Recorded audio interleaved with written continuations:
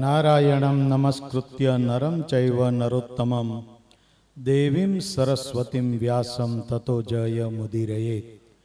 ઈષ્ટદેવ ભગવાન શ્રી સ્વામિનારાયણ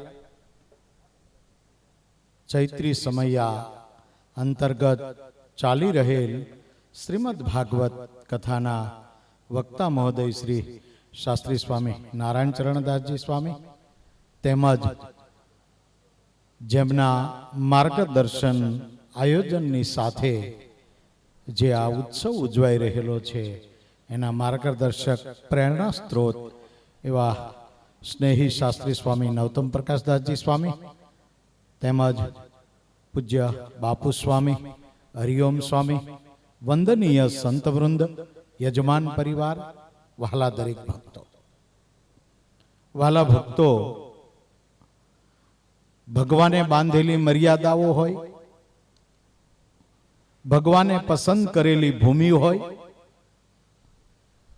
ભગવાનને ગમતું શાસ્ત્ર હોય કે જે ગ્રંથની કથા પ્રાગજી પુરાણીની પાસે એ સાત કથાઓ એક ધારી સાંભળી હોય એવા ગ્રંથની કથા હોય અને એમાંય પૂજ્ય વક્તા મહોદય શ્રી નાની નાની બાબતોને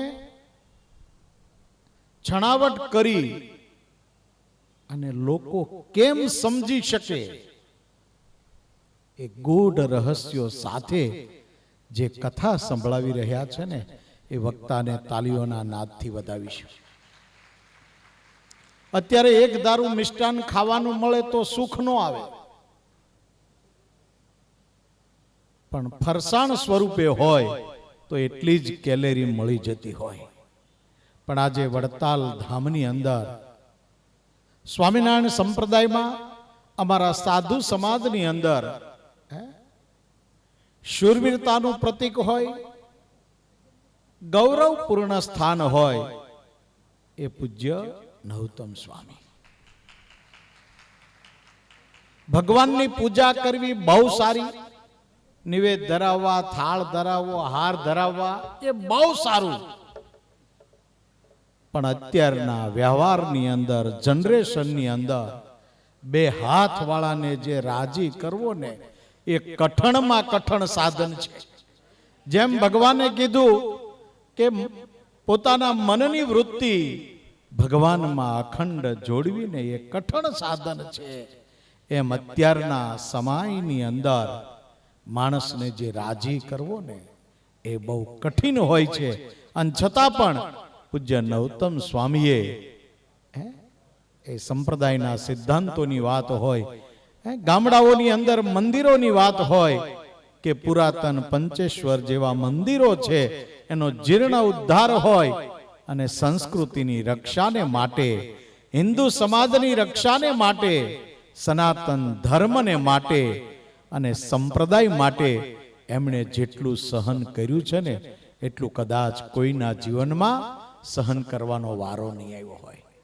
બસ વિશેષની વાત કરતા આ ચૈત્રી સમયામાં જે ભક્તજનોએ તન મન ધનથી સેવા કરી છે અને સાથોસાથ ધોલેરા મદન મોહનજી મહારાજનો દ્વિશતાબ્દી મહોત્સવ આવતો હોય, એના અંતર્ગત વ્યાખ્યાન માળાઓ હોય, એની કથાઓ હોય અને એ મૂળ વાતને પોષણ આપવાની વાત તો એ પૂજ્ય નવતમ સ્વામીના ફાળે જતી હોય છે. એમના ગુરુજનોને પણ વંદન. હીરા ભગત, વાસુદેવ સ્વામી, સુરતની અંદર નારાયણ સ્વામી, આ બધાનું જીવન, એમની માળા, એમને આપેલા સંસ્કારો, એનું આ ફળ છે. અંતરિક્ષની અંદર બેઠેલા એ વડીલ ગુરુજનોને પણ આપણે તાલીઓથી વધાવી અને વંદન કરીશું. બસ સ્વામીને, ભગવાનને એવી પ્રાર્થના કરીએ કે સ્વામીની અંદર જે હિંમત છે, જે શક્તિ છે, એ સંપ્રદાયની અંદર વધુને વધુ એનો ઉપયોગ થાય અને એમનું જે અભિયાન છે, એમની જે નેમ છે એ ભગવાન પરિપૂર્ણ કરાવે એવી ભગવાનના ચરણોમાં પ્રાર્થના. સર્વેત્ર સુખિનઃ સંતુ, સર્વે સંતુ નિરામયા, સર્વે ભદ્રાણિ પશ્યંતુ, મા કશ્ચિત દુઃખ ભાગ ભવેત. અસ્તુ. જય સ્વામિનારાયણ.